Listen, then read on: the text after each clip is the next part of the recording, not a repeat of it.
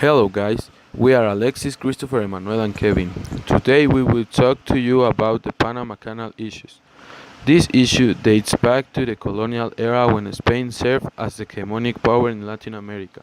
Later, the idea would pass to France and finally to the United States, who would be responsible for the final construction of the canal that we know today.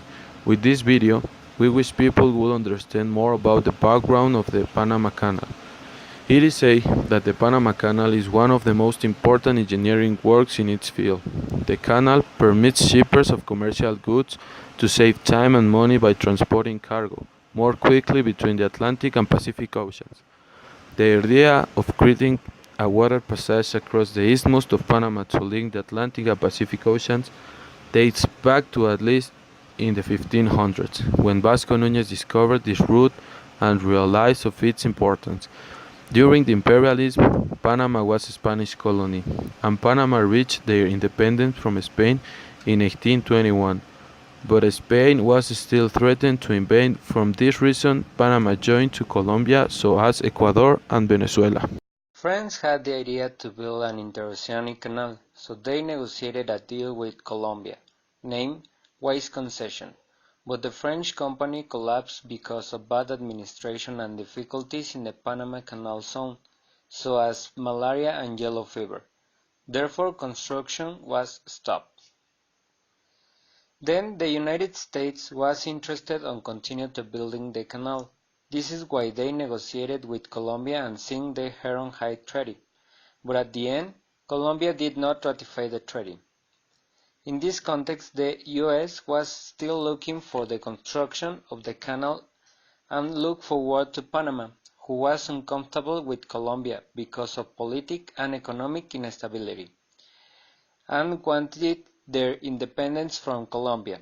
But in order to achieve it, Panama needed the support of the U.S. So the U.S. motivated the Panama independence from Colombia in 1903. So if the U.S. had not supported the independence of Panama, the canal would not have been built. In this context, the United States was able to persuade Panama to sign the treaty, Haibano-Barilla, in 1903, that left Panama at disadvantage and the U.S. got more benefits than Panama.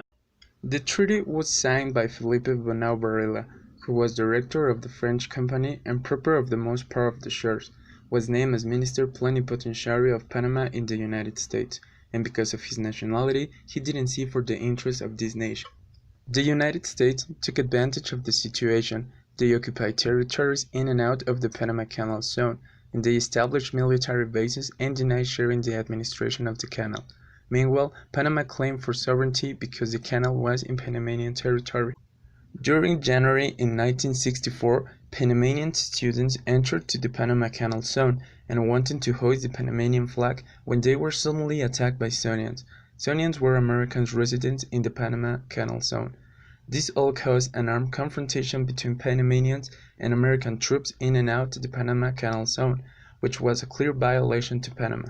And for these actions, the United States was strongly criticized among the international community, and the case was taken to the OAS. A direct consequence of this act was the sign of the Treaty Torrijos-Carter, and a feeling of anti-Americanism inside the Panamanian nationalism. After years of demands, finally in 1977, the United States admitted to the sovereignty of the canal, corresponded to Panama, and agreed to sign to the Torrijos-Carter Treaty. To the canal will pass readily to Panama. Base troops will be retired. In 1999, Panama took full administration of the canal. This is an example from American intervention, and it's true that if the United States hadn't wanted to build the canal, Panama wouldn't have separated from Colombia. Since 2000, the international economy and interoceanic traffic caused an increase in the demand of the larger ships, with more cargo capacity. It was believed that the canal was at full capacity. Consequently, the Panama Canal Authority advised the government to invest in a tiered set of locks. The construction finished in 2016, and it's estimated that the cost of the project was $5.25 billion. This tiered set of locks is meant to cover the demand of the transoceanic traffic until 2020.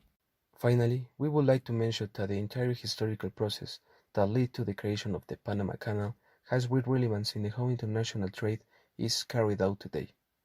Thank you for watching, and we will see you in another video.